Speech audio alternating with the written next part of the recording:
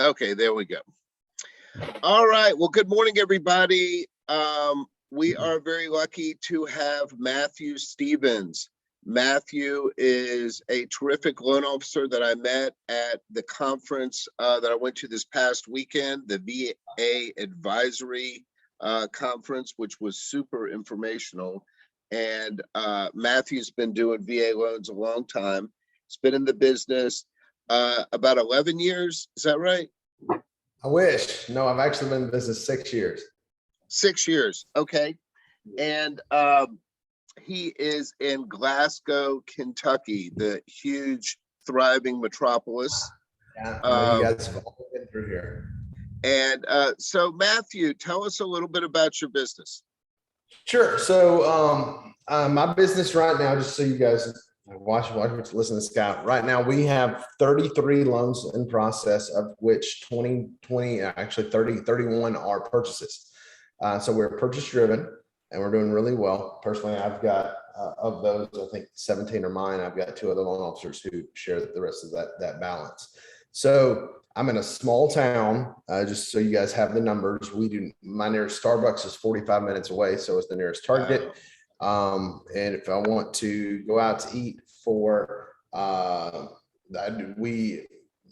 if I want to go out to eat for a steak, I only have 2 options, and that's a Colton's and an Applebee's. So small town, right? We've got 25,000 people in our town. We've got about 50,000 people in our county. And so I had to figure out a way to learn how to do business successfully if I wanted to be successful, because I don't know if you guys got into this for all the nonprofit benefits and the health benefits, but I did not. I was trying to make money. And so if I wanted to close a bunch of deals, I had to figure out how to do that. And so that's where we are now. Okay. So I know that you're VA heavy, right? Mm-hmm. Yeah, VA heavy. VA is a passion for me. The ethics of that are great, but here's why. I got into this. Ironically, I had somebody call me. A realtor called me 2 days ago, and she's like, "Hey, is this Matthew Stevens?" I said, "Yes." And she said, "The second chance lender." And I said, "No." and she had held an ad from 5 years ago that I was running around chasing no scores, 580 FHAs, stuff like this. If your deal's falling apart with crap credit, call me. I'm the crap credit expert. Right. And so I had to figure out how I wanted to really structure my business. Whenever I got started, I just wanted a deal. Just give me a deal. I just need a deal. I just need a deal. And so I chased what I could get, low hanging fruit, stuff that nobody wanted to close. It made me a great loan officer, but it did not make me a lot of money. My production was not peaceful or profitable. So as I went through loan products and had different types of customer experiences, it got to a point where I realized that VA loans were great for me. I love the clientele, and I love them for a variety of reasons externally to the mortgage experience, but I love them inside the mortgage experience because veterans are organized generally. They pay their bills on time. They have $17,000 to $20,000 liquid cash.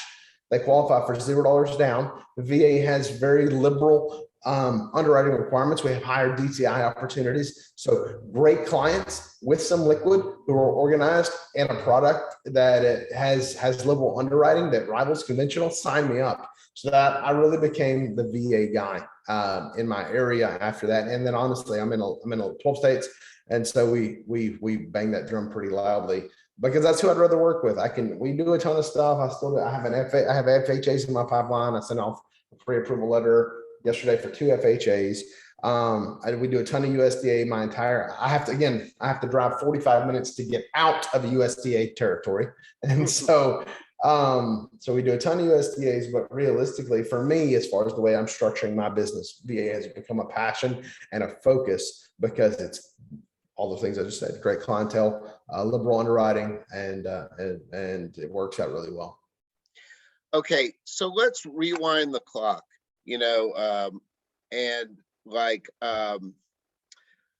Think about 6 years ago and when you first got in the business. So how did you get the first 2 or 3 deals? Yeah, that's a great question. I'm glad you asked. I did not close a deal for 6 months. My first deal was 6 months. So my sales manager told me hey, jump in. And what you need to do, Stephanie, what you need to do, Needy, if you want a deal, you take a realtor to lunch and you tell them you got great rates and great communication. And I said, okay. And this lender paid me very, very well. And I thought, this is great. And they paid me really well because our rates sucked. And I had no idea. I was brand new in the business. And so I was out here saying, I got great rates and great communication. And your rates can be 5.75. Again, 6 years ago, 2016. And so everybody else is selling 4. And I'm saying 5.75, let's go. And I had no idea what I was doing. And so then I just started calling. I'd call realtors and say, I got on the second chance lender train. And so I started calling realtors and saying, hey, if you've got a deal falling apart, let me know. I'd get on Facebook and I'd tell clients, if the bank didn't approve you for what you're looking for, give me a call and we'll see if we can do it. Because I could go FHA, up to 56.99 back in the day. And that's what we did. But primarily, here's where my first deal came from. I was driving down the interstate and a realtor passed me in a pickup truck with his phone number on the side. And I picked up the phone and I said, hey, Bill, you just passed me on the interstate. I see you're in Tennessee. I'm licensed in Tennessee. And I just wanted to let you know, if you've got any deals that you're having a hard time getting closed, whether it's low credit score or high DTI, I'd love to look at them.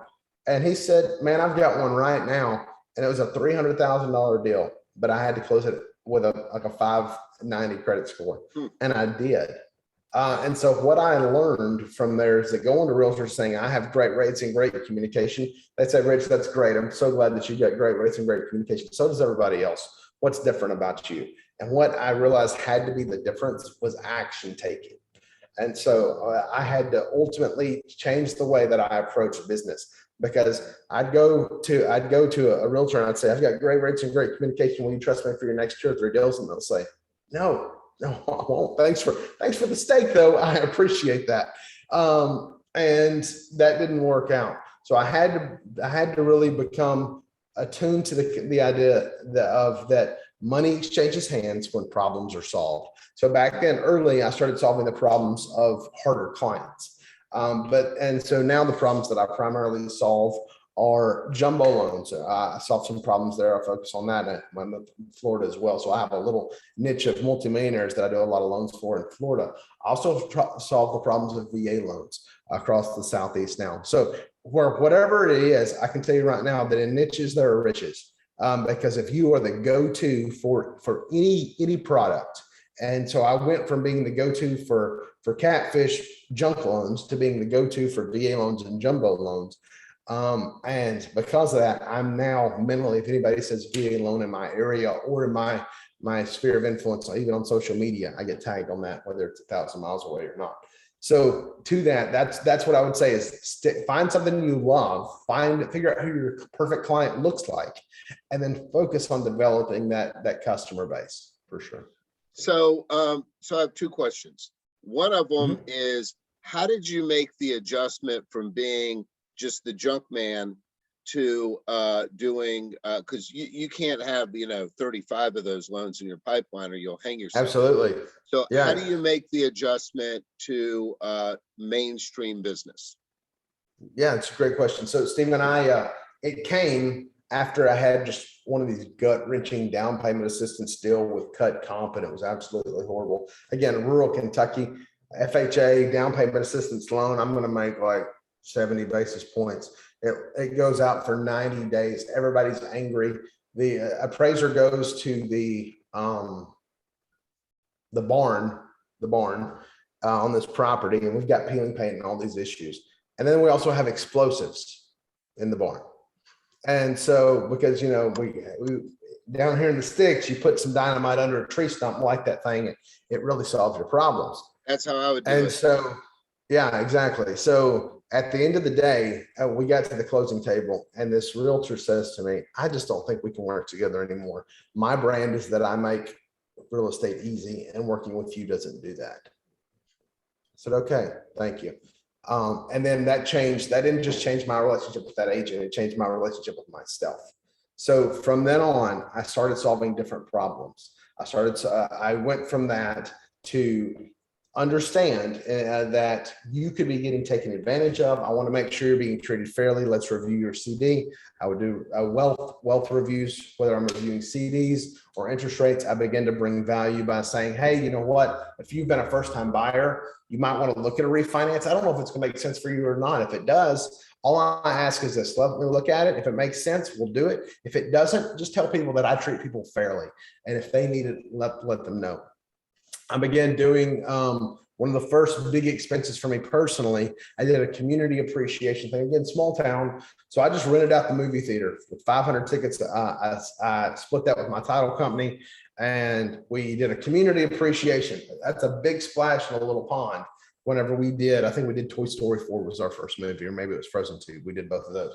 And so I began to just invite people and bring them into my circle. I increased my presence on video and social media, and talked about my wins, talked about different things that we had. And then also I would talk about my losses and what I learned from them, because everyone wants to work with someone who's improving. If you've reached a point where you're stuck and you're stagnant, that's always a point of decline, whether that's emotional, physical, spiritual, financial, and of course in business as well. So we always want to be improving in all the things of our life. And so when people see that they're drawn into your circle. And that was really the pivot point for me, is getting to a point where I said, I'm not digging for catfish anymore. So, we do a lot of fishing. I live right next to a creek, but then I'll go down to Florida and I'll do some deep sea fishing as well. Here in Kentucky, we've got these little fish called bluegills. They're called different things all over the country: panfish, bluegills, blue dots, or what. There's all these names for these little bitty fish. And here's the idea: you are fishing in everything you do. You are fishing, and so you can fish for bluegills, or you can fish for blue marlin. Blue marlin, big, giant, massive deep sea fishing. And so you're still putting the same amount of effort into the act.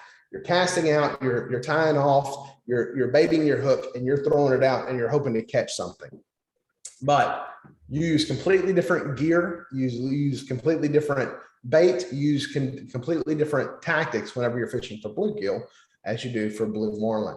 Another way to think about it is agriculturally. From the beginning of time, just the ancient truth is what you plant grows. So if you're in the spring right now and you're planting flowers, you're planting tomatoes, planting whatever, if you put in the effort to plant something, whichever you plant will grow. And the law of the harvest is very simple. You will reap what you'll reap what you sow, but you'll reap later than you'll sow, and you'll reap more than you'll sow. My granddaddy used to whenever he would plant a garden, he would put 3 seeds in the same hole. And I'd say, Granddaddy, why are you putting 3 seeds in the same hole? And he would say, well, son, that's just one to push, one to pull, and one to grunt.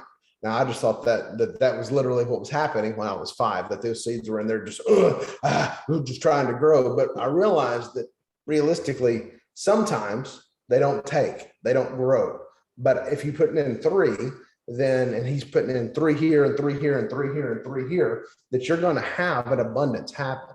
So, so go ahead, Matthew. I want to touch on something. It's a little bit off track. So I see on your website and on your shirt. Show us your logo.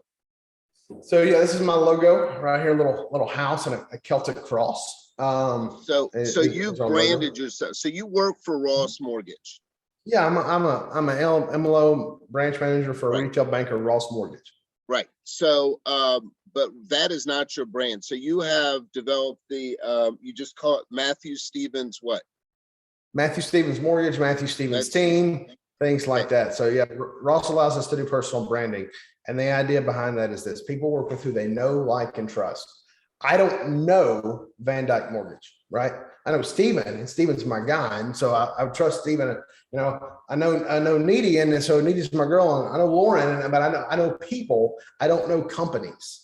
And so many times we get lost in this business into thinking that we're competing against Quicken, or we're competing against USA, Veterans United, or what, Navy Fed on my side of things. But realistically, they cannot compete with me because I'm a person. And so what are you doing? So what are you doing to build that brand? Do you use social media? Do you put it on your printed materials? Tell me what you do to get the word out there. The brand is not important. The logo is not as important as my face. My face is what's important. So if I believe people work with who they know, like, and trust, then I'm going to spend more time on my personal social media page than I ever do on my business page. In fact, I have not personally touched my business page in probably 3 years. I do have a company that puts stuff out there, but realistically, I can see the results. My Google business page gets 10 to 15 views. An article, a post, but my personal Facebook, whenever I post a goofy meme, and I post a funny meme every morning, you're welcome to steal it and put it in your market. I get over 1,000 views, ha-has, likes, and happiness. So you've probably heard the saying, nobody remembers what you say, but they remember how you make them feel. And so I want to always be associated with positivity. I want to be associated with fun, enjoyment, solution-minded, and empowering people to find a better way forward in their life. And that's what's important in understanding personal branding. Your logo is not going to matter. Your font's not going to matter. Nobody's going to say, well, I was going to work with Rich, but I noticed he doesn't have Helvetica font. Screw that guy. No Helvetica, I'm out, right? Your font's not going to matter on your logo, but what is going to matter is your face. And so involvement, community involvement, charity work, showing up, putting in the work to be known is important. Right. So I like to say that brand is really just your reputation. Absolutely. So you do a lot of things in the community. Tell me about some activities that you do besides mortgages that help in the long run with mortgages. So yeah, in my community, there's some things that we're going to do physically in order to do a variety of things. So I didn't bring all my props here, but I'll show you. So a couple things. I love veterans, love VA loans. I'm a redneck. I live in Kentucky. So I just ordered a bunch of these knives. They're personally branded with our logo. They're automatic knives. They work out really well for veterans, right? Again, I have a perfect customer. And Needy's looking at this and she's like, this guy's a nut. And I am, but I work with nuts, and that's okay. So so every veteran moving forward that closes me is going to get an automatic knife. They can get a cutting board with the realtor. That's fun and generic, but nobody's going to forget receiving an automatic knife. So that's part of my brand. Steven's like, I'm out. But we also do, for non-veterans, we have a local winery, and we give them, you guys can totally steal this idea because we don't compete now. It's a great idea. I have a local winery. They sell me bottles for about $12 a bottle, 10 to 11 bucks a bottle. So I give them, and then we also have a local cheese place. And so I get some cheese, some crackers, and some local wine. And then I do give a cutting board. And on the cutting board, it has it's a wonderful life blessing. Bread that his house may never know hunger, salt that it will always have the joy of the flavor of life, and wine that salt that it always have flavor, and wine that it will always know joy. Matthew Stevens' team, Ross Mortgage, and we give that. And here's the key. The key is in the pitch. So I show up at your closing and I say, Lauren, thanks so much for closing with us. I'm so excited to be a part of your closing today. I want to give you this. You can't use it tonight because you're going to be moving. You're going to have some stress and a variety of things. But whenever you're settled and whenever the time comes to really just sit down and take that big breath and enjoy your home, I want you to break out the cheese and the wine, because we want to always bring joy to your family. If you need anything at all, give me a call. Also, you should know that you're going to get a bunch of junk mail within the next 6 weeks, encouraging you to refinance or cash out refinance. Don't do that. I'm here to help you. And if it makes sense, call me. We'll do it. If it doesn't, I'm not. I want to make sure your family doesn't get hosed financially. And then also don't forget, we had talked about, that 5-star review and telling 4 or 5 people about me this year. I'll be following up with you soon. But if you know of anybody else who would enjoy something like this, I just want to say congratulations. It's in the very nice, very nice. So you really concentrate on that personal touch, which I think absolutely. And I mean, I don't show up to every closing. I've got a closing today. I'm not going to. I have 3 closings on Monday. I'm not going to. I'm going to be out of town. But again, I send a box with what I can send. If I can't send wine, I'll send everything else I can send, and I'll just write a card. Again, nobody does this, guys. You think Veterans United, you think somebody's going to write you a handwritten card from Quicken Loans? Forget about it. It's not happening. It's not happening. So again, I try to get in tune with who my client is and present them with something that's going to be a blessing to them.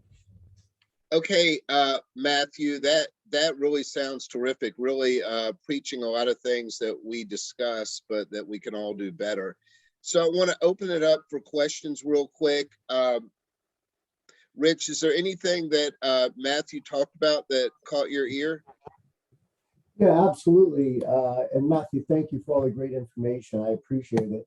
I'm a veteran, okay, and I'm new to this business. I've been a mortgage loan officer for, I don't know, about 5 hours, okay? Yeah. But right out of the gate, one of the things that I thought that I can, that could be a niche that I fill because, I've had, several VA loans in the past. I've got my veteran background. I want to be in South Carolina. I want to be the VA guy. Okay. So I appreciated that. When you market to that, you focus on, and I'm just going to share some of the things you focus on American Legion groups, you focus on veteran centric groups in the community. What is it that you do to really, to really make that pop? Yeah. So there's a couple of things that you're going to do in South Carolina. I lived in Columbia for a while. So you're in Conway. So low country stuff and even north country stuff. What you want to do in that is to really build out the community. So I don't care where you're putting down suppressive fire to address veteran concerns. As long as you're taking those shots, it's going to work out. So whether you're on base, whether you're at reserve units, whether you're at the VFW hanging out, all of those things will be a part of it, whether you're sponsoring events. So whether, again, how do I become a values veteran advocacy?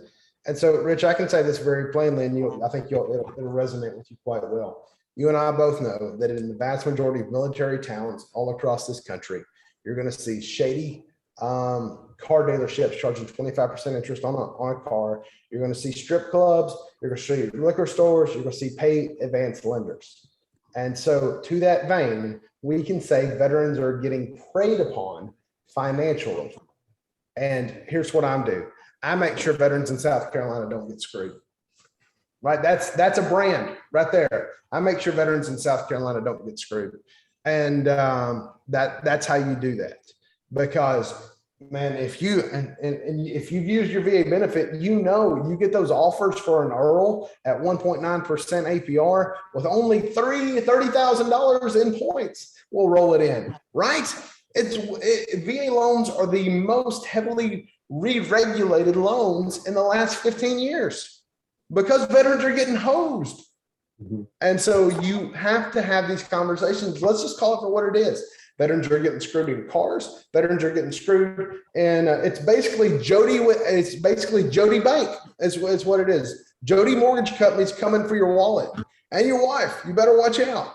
And so that's what we wanted to do for you guys who don't understand the lingo. Jody is the metaphorical guy who steals your wife while you're deployed. And so that's what we wanted to pay attention to. Is veterans are being preyed upon, and they still are. They're trying to get veterans addressed as a protected class because there's discrimination with VA loans, which is why I run a website called VALoansDon'tSuck.com. And so I address that kind of stuff there, and you should too. You should have stuff where you do that. Get in the Veteran Mortgage Advisor program. But yeah, if you have a heart for vets, you're a vet, you want to serve vets, then you take action. You take action. This is that point where you're surrounded quite literally in Conway with the opportunity to serve vets. So anytime that you simply lay down fire, you're going to hit something.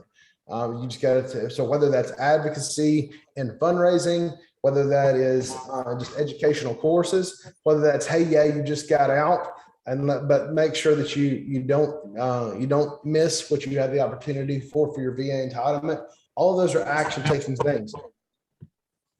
Appreciate it. Thank you. Matthew, I think you're 100% right. And it's a shame that veterans do tend to get taken advantage of. It's really terrible. So that's one of the reasons why I signed up for that course, for Michael Fisher's advisory course and we're going to do a lot of VA stuff in the coming weeks. Does anybody else have any other questions for Matthew? I want to be respectful of his time. So Matthew, thank you so much. We really appreciate it. I love what you're doing there.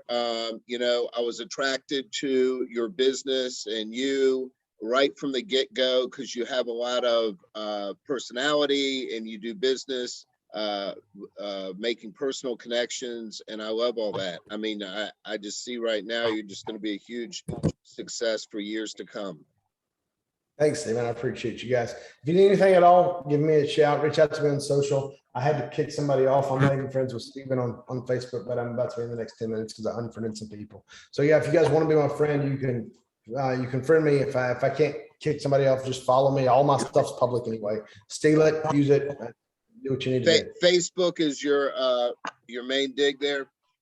Yeah, Facebook's my main dig. I'm a Okay. millennial. I'm 37. I'll be 38 next week. And so again, who's my perfect client? My perfect client generally is somebody like me. They're building a family. They've got a little money. They're and they're on social media. So I'm on Facebook, number one. Number two for me is TikTok, Matthew Stevens. And you guys should be doing video. You need to do video. I can't do video. You're on video right now. We're knee deep in video. Okay, do video, and then Instagram. Build your presence, make yourself known. All right, man. Thank you. Have a great day. I'll talk to you later. Right. Good to see you guys. Thank My you. pleasure. Bye-bye. Okay, everybody. So yeah, so Matthew had some really good points. He really does business, in my opinion, really does it the right way, kind of old school, building relationships. So we have a ton to get to because I was out last week. So I want to go super fast. Did anybody see Anthony Mosely's Iron Sharpens Iron? Yes. Yes. Yes. So did anybody have any points that they picked up from that they liked? Promote non-QM. Okay, so he promotes a lot of non-QM. So I am neutral on the subject of non-QM. If you want to specialize, it's too much to learn. Okay. So if there's one little niche, like you want to do bank statement loans for self-employed people, and you really know that, I'm all for it. Go sell the hell out of it. But yeah, with the, you know, the DSCR loans and the, you know, the foreign national loans, and then the bank statement loans and the non-warrantable condos, all that stuff is out there. You know, I kind of dig into it when I need it, which is probably not the best way, but I don't have the time to learn all of it. But I think if you can grab a niche, if you can learn all about doing loans for foreign nationals and your word gets out there, then yeah, there are riches in the niches, as they say. So I do think that it is worthwhile if you want to grab one little segment and really learn that inside and out. Okay. I'm not a big fan of just putting out flyers and stuff on programs that you don't know anything about. Okay, that's kind of what I'm saying. Okay, so he had an idea about publishing your TBD list, and I kind of took a survey and got mixed reviews. I may do it, I may not, but this is the theory. So Nitty, how many TBD loans do you have going now? 2. 2? Okay, so well, let's say that you get a little bit more, a few more. Then what you do is you publish a list and say that we are working with, or that, let me think about it. So you would say something like, please help our customers. We have fully approved buyers working with agents. You have to say that they're already working with agents. So we have fully approved buyers working with agents that are looking for the following. And then you put 3 data points. You say the price range, so 300 to 400,000. I'm going to turn this person off.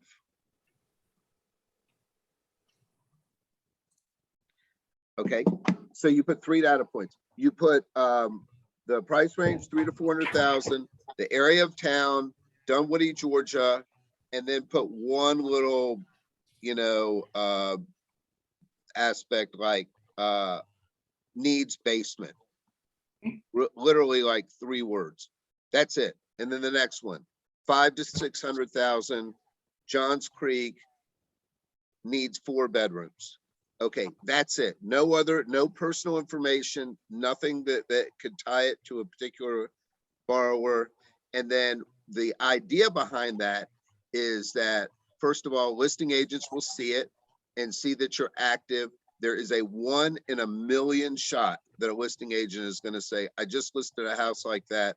Can you please tell your borrower? I realize that if somebody on the list buying a house from a listing agent just got to, okay, that is, yeah, that would be like hitting the lottery. But what's not so unusual is you might get a little bit of feedback or conversation about it. And an agent might say something like, yeah, I just listed one in Dunwoody. We're having an open house. And it sparks a conversation. That's all. So it's a way to contact. And even if no agents actually contact you, in their mind, they're saying, okay, well, Nitty is busy. She's got buyers. She's working. She's a, you know, she's a successful loan officer. She's in our industry and she's trying to help, you know, so that maybe, you know, one day when you make that phone call or connection to them, in their mind, they're thinking, wait a minute, I've heard of her. Yeah, she's very active in the community or something, you know. I don't know. What do you guys think of that? Is it worthwhile or is it not? I think it's a great idea. My husband uses that. Realtors do it all the time. So I follow a lot of realtors on Instagram and Facebook, and I'm friends with a lot, and they post constantly, make those little, go into Canva and make those little infographics like buyer needed, you know, seller needed, or, you know, buyer needs this. So, you know, it seems to work out, and it gets a conversation started. So I like to message them and be like, hey, yeah, I had somebody just, you know, apply the other day. If they fit one of these, I'll let you know, kind of thing. Yeah. So anything that, you know, it's more content. We're always looking for content ideas. So you could do them one at the time. You could do them in batches. Please, 2 things. Don't put any personal information. Don't, and you have to say they're working with real estate agents, because what you don't want is for the agent that's working with that customer to see you putting their customer online or something, or thinking that, you know, or agent saying, well, why don't you send those customers to me, right? Because that's what will happen. They'll call you up and say, Lauren, how come you don't refer anybody to me? So we need to let them know these are people that are already working with agents. All right. Okay. So those are those 2 ideas from Anthony. All right. So did anybody see the video from Jeremy Forcier? Yes, I did. Yanni, did you see it? No. Okay. So, so what did you, so I thought he had a lot of good input. So what did you pull out of that, Nitty? One thing that he talked about is learn about the loan program that your company is offering. There are different loan programs. That's the one thing I wrote in bold, that I need to spend 30 minutes every week, once in a week, to learn one product that our company is offering. And we just talked about learning like foreign national loans or bank statement loans. So why not work on this and become an expert on that? Right. And my opinion is, rather than your knowledge be broad, it needs to be deep. So, you know, you're better off to say, you know, I don't know anything about that program. I'll research it for you. But when it comes to foreign nationals, I'm the guy. I know everything about them. I know all the programs and what they can do, you know. So that's my opinion. Okay, Stephanie, did you get a chance to see that video? I did. Couple of things he always says is like playing on the offense. Don't like be proactive instead of reactive. Proactive to the market instead of reactive, especially with like we do a lot of TVDs in this office. But I think one of the things that we may be falling behind on is doing that, refreshing them. You know, we've TBD'd them at one, you know, we said, hey, you know, no, they're not locked at a rate, but we're putting a rate in there for their TBDs. You know, it might be like 4.5% or 5%, but maybe we need to reevaluate, go back in now, especially now that this market is changing so much, go back in and be like, hey, you know, let's relook at your numbers. Absolutely. So we're always, first of all, looking to communicate with our agents and give them something of value. There's nothing more of value than knowledge. And we also want to make sure that our buyers don't get shocked, because let's face it, if they're on the edge, if you've approved them for a $400,000 house at a 3% rate and their back ratio is 49.5, they're gonna have a problem when they find out the rate's 5% and their payment's $400 more. You know, and the other thing is, you don't want them to be shocked, because it makes it look like you're, you know, playing bait and switch or something like that. And, you know, we feel like, my God, don't you hear about it on the news? Don't you hear about inflation? But they don't know all those things, you know, so they don't know. So Rich, do you have any TBDs going right now? No, Stephen, I don't have anything going on right now. Just marketing and trying to get the ball rolling. That's it. Okay. Okay, cool. So, all right. So that's one good thing that I definitely agree with. The other thing is, let's see. So you also need to talk to them about appraisal gaps and, you know. And he also mentioned one more thing, that the realtors that you are working with, you can talk to them and ask them for the other realtors' information, introduce you to the other realtors that they have worked in the past. I love that. So that's called third-party introduction. And it is so valuable, because if you have one deal with a real estate agent, you know, they may say to you, hey, Nitty, look, I love working with you, but right now I don't have anybody for you. You know, I'm all dried up. So, but you could say, I understand that, but hey, you know, there's a couple of good producers in your office that work out of the same office. Do you know, could you introduce me to, you know, Jenny Smith or Sam Donald or somebody else in your office? And they'll be like, oh, I know Sam. Yeah, I'll be happy to. So they send them an email where they copy you on it and say, I want to introduce you to a really good loan officer.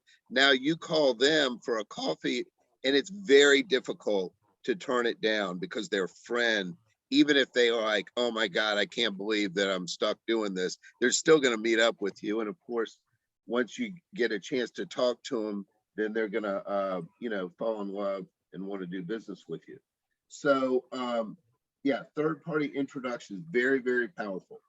And I found one of the other things that he was really, one of the other things he said to talk, or when you call them, is to be calm. And it kind of shows that you maybe, even though you may not be 100% confident, if you talk in a calming voice, it shows that you have more confidence. Because no, we don't all know where this is going to go, but if you show them that you're calm and cool, they'll take that as having more confidence in what you're saying. Absolutely. So he mentioned that there's a lot of chaos and there's a lot of fear by real estate agents. You know, they're scared, and you know, they don't, as a whole, they don't close as much as we do. They just close 1 or 2 deals a month, most of them. So, you know, if they don't have any closings, they get scared really quick. So yeah, so we're looked at as, well, we want to be looked at as being the calm in the storm, to say, hey, we know this is going to change, that inventory is going to loosen up, and that we're not going to have this hysteria, and we've just got to get through it. And I'm going to help, we're going to help each other. And, you know, I hate to tell you, but we've been through a lot tougher times than this. So I think that you're exactly right. We have to be looked at as that calm person, so that maybe they call us when they feel like they're pulling their hair out, and we can say, hey, the appraisal came in short, but we have some options. Let's just talk about them and see if we can get it worked out. So Rich, what branch of service were you in? Air Force. Air Force. Oh, well, listen, thank you for your service. Did you fly planes or did you do something else? I didn't even like flying. No, I was a mechanic. I worked on fighter aircraft. So do you remember your, I don't know, I don't know what your tenure was like, but did you maybe have a commanding officer who was the type of guy who, when it looked like what really hit the fan, would sound calm and logical and that you could count on?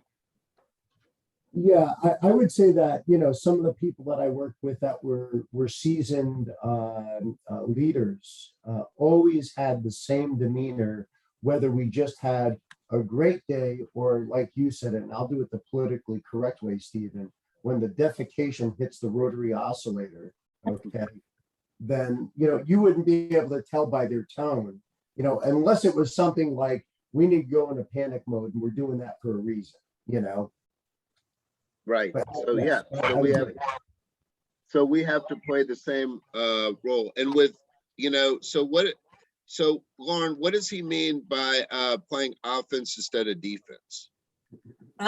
Basically just being ahead of it. So if you have your TBDs, you go ahead and you reach out to them and you're like, hey, I know we pre-approved you, 2 months ago when rates were like this, but stuff is kind of changing right now. How do you feel? Let's run your numbers again and kind of see where we're at with interest rates right now. Make sure you're ahead of it. Or I know he said calling, you could call and make a point of contact with your buyer's agents and see if they have any pre-approvals that, need to be pre-approved again, or if they're not getting quick enough response from lenders that they're currently working with, that maybe you could take a look at those deals and make sure that they're still pre-approved in the changing market. Yeah. Well, but Lauren, I hate confrontation. So, we don't know, maybe rates will come back down. So you pre-qualified that borrower at 4 and now they're 5. Maybe by the time they find a house, they'll be back down to 4. Isn't it? Wouldn't it be easier just to wait and see? No, I would say it never hurts to check to make sure, because what if your buyer comes back and finds a house that they're in love with tomorrow and they want to put an offer in, and then they're not, we can't get them to the closing table. And then that looks bad for everybody involved. Right. So all problems are easier solved ahead of time. Yes. And they all become difficult at the last minute. Okay. So yeah, I thought that was a really good video.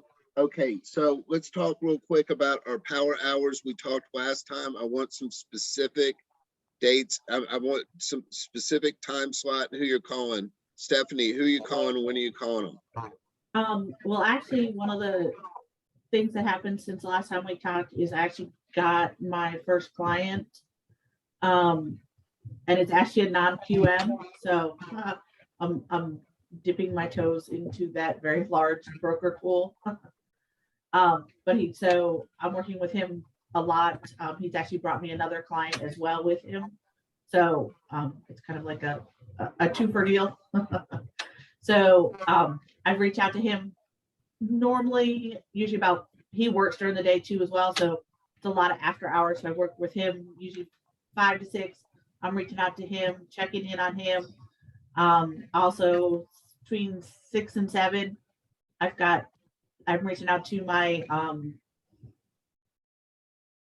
my referrals and my referral partners to check in on them to see if they've got any clients that they need me to check in with. And I usually do that on Tuesdays and Thursdays. And then on Fridays, I just reach back out to my referral partners and a couple of the agents, usually about when I go to lunch, to let them know I'm available on the weekends. And then any TBDs and stuff like that that I've got in the pipeline for Laura, I'm reaching out to them on Fridays just to let them know where they're at, what's going on. So. Okay. I like it. It's a little loosey-goosey for my taste. I'd rather you have firm time slots. And I understand even if they sometimes that they get through, you know, your schedule gets jumbled up. But I still think it's important to schedule it. So Rich, what we're doing is we have a set time slot that we're doing our prospecting, you know, and we have a group. I put a list of about 8 different groups to choose from. And what I wanted now is at least 4 days a week, 20 minutes a day that we have it. And the important thing is the regiment so that you just get used to it. So Lauren, go ahead. I know you do a great job with this, so just yell it out. What are you doing Monday, Tuesday, Wednesday? Well, just as a side note, something that helped, I took your little template and did, I mean, you can't see that because it blurs it out probably. But anyway, so I wrote down all my days and everything, and it stays on my bulletin board right next to my desk so that I can, you know, remind myself all the time. But so mine is from 10 to 11 in the morning. And on Mondays, I call new agents and work on my Monday Mortgage Minute videos. Tuesdays are my TBD Tuesdays. So I call all of my TBDs, see how everything's going, if they need an updated pre-approval letter. Wednesdays, I do status calls to agents, kind of fill them in, every selling and listing agent on the deal so they can know what's going on, stay ahead of everything. Thursdays, I call past customers in order to see if they want to, you know, are interested in refinancing, if their housing needs have changed, send handwritten notes, work on that kind of stuff. And then Friday, I call the agents that I'm currently working with who are really good and tell them that I'm available all weekend. And if they need any pre-approvals, I'm here. Let me know. And what time do you call? I do between 10 and 11 in the morning. Now, usually Perfect. my A+ agents like that, I'm on a texting relationship with. We talk pretty regularly, but so I will send out a text, be like, hey, just so you know, I'm here. If you need anything like that. That's great. And Rich, you know, if, like I said, if you don't have TBDs, you've still got other lists. You've got, contacts through social media. You've got agents that you're prospecting. You've got affinity groups. You can still do it. Yanni, you too. Are you making your power hour calls? I do. Can you hear me? Oh, I do. I try to make it like a habit more. Since last time we spoke, so on Monday I like to call up all the people that did application with me, and Tuesday I typically like update the realtor what's going on after I talk to them on Monday. I still don't have Wednesday and Thursday as this kind of thing of what I want to do like on Friday. And then Friday I make video telling them that that I work over the weekend, and weekends I go open houses.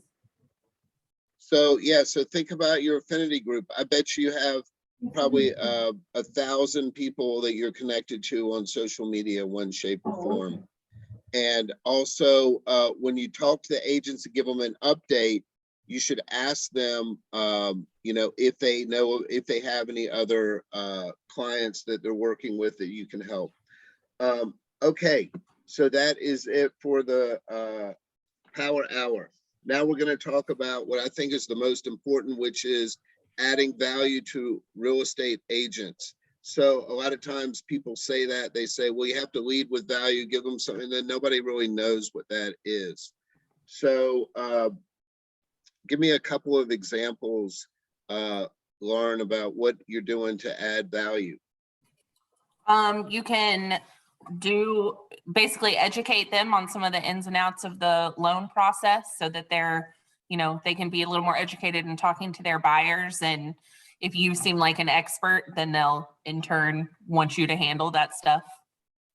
Okay, that is true knowledge. You can actually, I sent out, did everybody get that thing I sent out that says strategies in an extreme seller's market?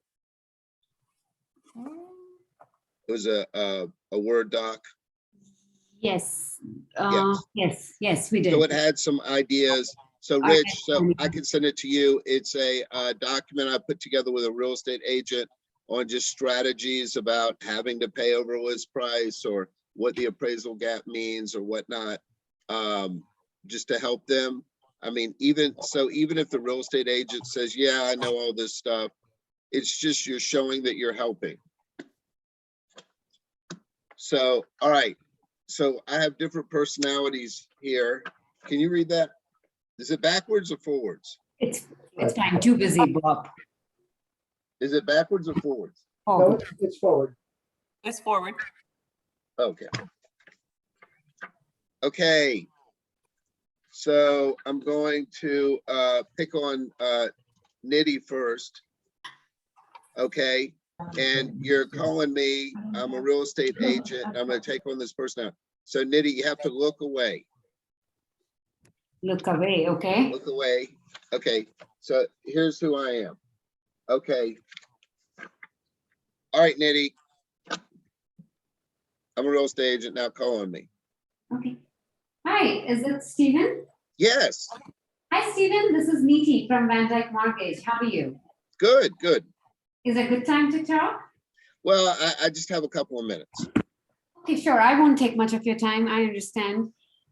So I wanted to introduce myself to you. I have been working with Van Dyke for 1 year, and I have a team who has been in business for 20 years. And I wanted to see how I can help you with your current borrowers. Well, you know, right now I've got that covered. I have a couple of lenders that I use. I don't really have any issues. That's great. You have lenders. Maybe you can use me as a backup if things don't go great with those two current lenders that you have. I can always chip in and help your borrowers. Okay. Great. So I'll send you my information and I'll follow up with you maybe after 10 days since I understand you are busy, and then we'll take it from there. Okay. All right. Have a good day, Stephen. Bye. So you didn't give me anything of value. So I'm never gonna call you. I don't know who you are, and there's no reason for me to call you. And I didn't even get into my personality because I didn't really have anything to discuss because you gave me nothing. So I'm sorry to be so critical. No, that's But fine. You That's- have to, I have to get something of value out of the deal. Okay, so let me see. Who am I gonna do? Okay, so all right, so we'll do this. So Lauren, you ready? Yeah, I guess. Okay, so you have to turn your head. Okay, so I'll do this one right here. Okay, Lauren. All right. Ring, ring. Hello. Hi, is this Stephen? Yes, Hi, Stephen. This is Lauren Akins with Van Dyke Mortgage. How are you? I'm good. I'm super busy right now. Well, that's great. You know, I like busy people. That means that that's the only kind of person I like to work with. Okay, great. So what can I do for you? Because I just have a minute. Okay, so I spoke with Jamie and she said that you're the only person that she likes to do business with in the area. And I love that kind of loyalty. So I was hoping that maybe we could connect. Okay, yeah, so Jamie is super, but I'm so busy right now. I'm on the way to a closing and I'm just all booked up. All right, well, I'd love to meet with you at some point with no sales pressure. I just think it's super important to be around people who are the best in the business. So if you want to meet to talk, I offer some really great programs and I'd love to see how I could help you. Okay. Just email me your information. Okay, I will, and then I'll follow up with you. Okay. So, so that wasn't too good either because I love the way you used the third party. So you forced me to have a conversation with you by using a third party referral, but you didn't really give me anything of value. So there's nothing, as soon as I hung up the phone, I forgot who you were. And when you email me, I won't even remember. I mean, So I'm just how do being you- honest. So no, that's fine. I appreciate the honesty. But so how do you recommend throwing in there something that's actually valuable to them, like just basically shoving it down their throat? Okay, so you could do this. So I'll I'll call you. Okay. And you be a super busy agent. So, hi, Lauren. This is Steven over at Van Dyke. Hi, Stephen. How are you? I'm good. How are you doing? I'm great. I'm really busy though. I only have a minute. What's up? Okay, super. That's terrific because I just wanted to tell you one thing, that we now have a bank statement program for self-employed borrowers. And instead of the 24-month statement, we do it with 12-month statements. I've been having terrific success. I'm just trying to get the word out as fast as I can. So I know you're super busy. I just want you to jot that down, 12-month bank statement for self-employed people. Okay? Great. All right, Stephen. Sounds good. Okay, I'm gonna email you with a few more details and I'm gonna let you scoot. Okay, that's great.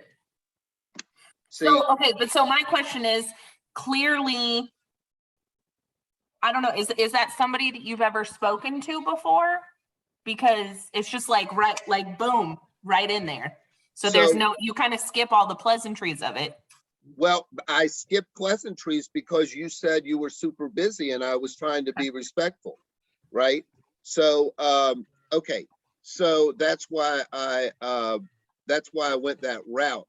But so when you hung up the phone, you're left with the notion, okay, so Steven's got some kind of program. He's going to email me. I'll keep my eye open, or it sounded interesting or something. I don't know. You just had a little something. I mean, we're not going to like build a relationship in a 90-second phone call. It's just to leave a positive something, some sort of impression. Okay.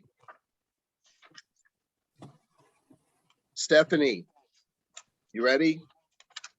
Sure. Okay. I'm looking through my personalities. Okay, I'll give you this one. This has got, well, I'll just say afterwards. Okay, I'm gonna give her this. Okay, Stephanie. Okay, and let me just suffice this. When I make calls, so they're not cold calls. There's somebody that has a connection where we did a deal, where we talk. It's not, you just at least have heard my name before. Okay, it's not just dialing out of the phone book. Okay, go ahead, Stephanie. Steven, Hey, Stephanie. hey, I just want to tell you, I just want to see if you have like 2 seconds to talk to me. Sure, yeah, go right ahead. Hey, I know this is a really crazy market and, you know, crazy times. I just wanted to let you know about our TBD program real fast. Okay, sure. So how does that work? So, you know, everybody does pre-qual letters where, you know, takes 5 minutes, you know, we pre-qual a customer and we can get them out a real quick pre-qualification letter. But we have a great program called TBDs where we can vest their income and assets, get them in front of our underwriters and get you a pre-approval versus a pre-qualification. Wow, that sounds really terrific. Would you like me to go ahead and kind of get you over an email and give you some more details about that? It'd be a great Sure. just foot in the door, bigger foot in the door to listing agents. Yeah, absolutely. Okay, let me draft up that email to you. I'll get it over here in the next couple minutes and I'll talk to you later. Okay, talk to you later. Have a great day. So I was so easy with you, Stephanie, that you should have pushed a little bit harder.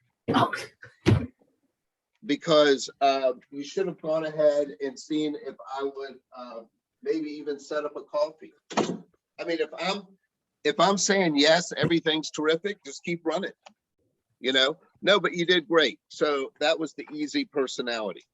Okay. All right, Rick, are you ready? I'm ready. I'll turn around. Okay.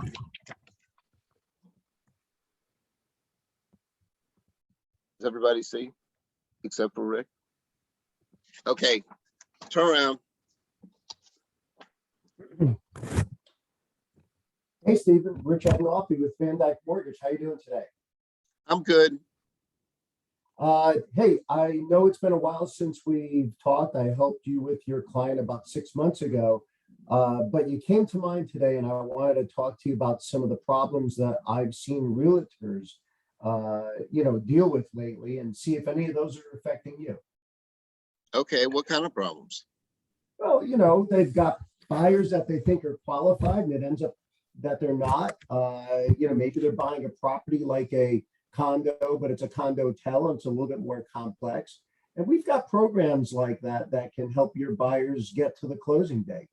Yeah, I don't do that kind of business. So what keeps you up at night then?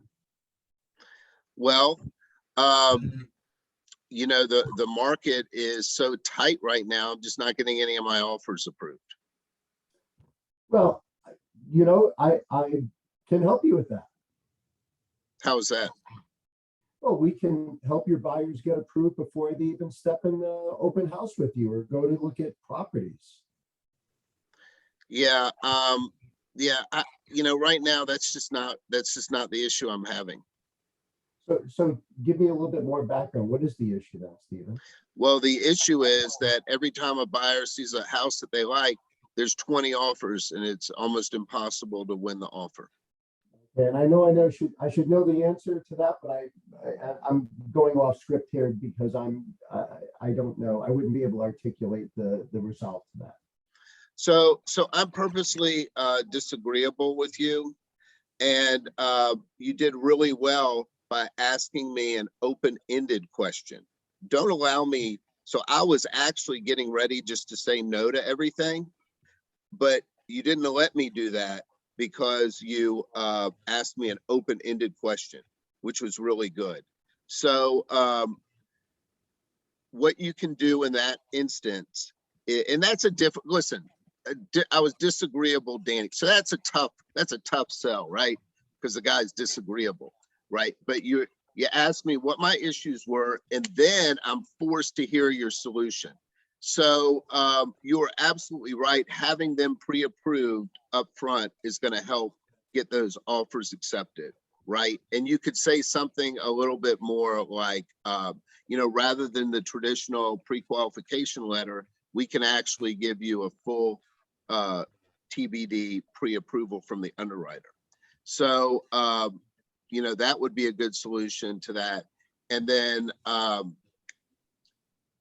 you can also refer to, and if you have time, you can refer to a case study where you tell a little story and, you just make up a little story. We had a borrower the other day and I called the listing agent to tell them that they were fully approved, and they actually took their offer, and we found out later it wasn't the highest one. They just felt more comfortable because they were really stuck like glue to their closing date.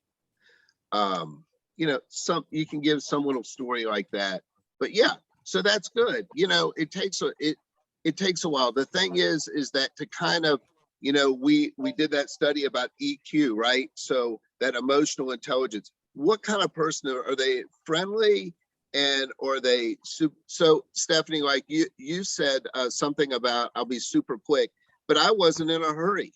So which, if an agent is not necessarily in a hurry, it's probably a sign that they don't have much business.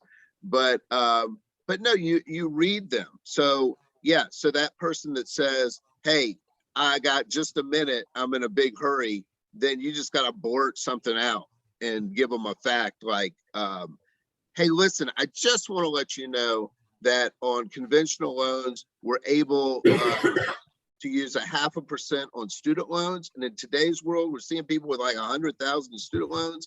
It's been a real lifesaver. But listen, go ahead, go to your closing. I know you're super busy. I'm going to email you and we'll talk about it later. And then if they say, okay, then it's like, well, you agreed to talk about it later. So if they want to be pushy, then or cut you off, then you can talk fast and throw something out like that. If they're easy, then sit and chit chat with them and try and build a little bit of rapport. Listen, if sales were easy, then everybody would do it. We'd all be rich, right? But reading that person in the first few seconds is important. Okay, so that is our story for today. Did that kind of help a little bit? The role playing, did it help? Rich, did it help a little bit? It did, yeah. Okay. Yeah. Okay.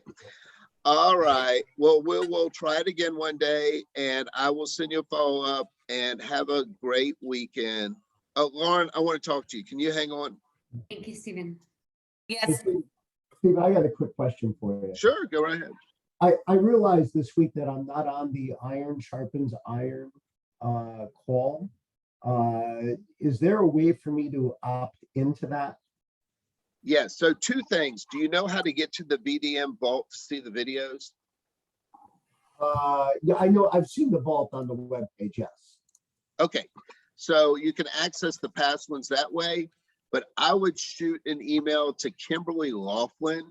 She's kind Okay. of the corporate everything person, and she'll put you on the broadcast list. Great. You also need to make sure you're on the list for the sales meetings and the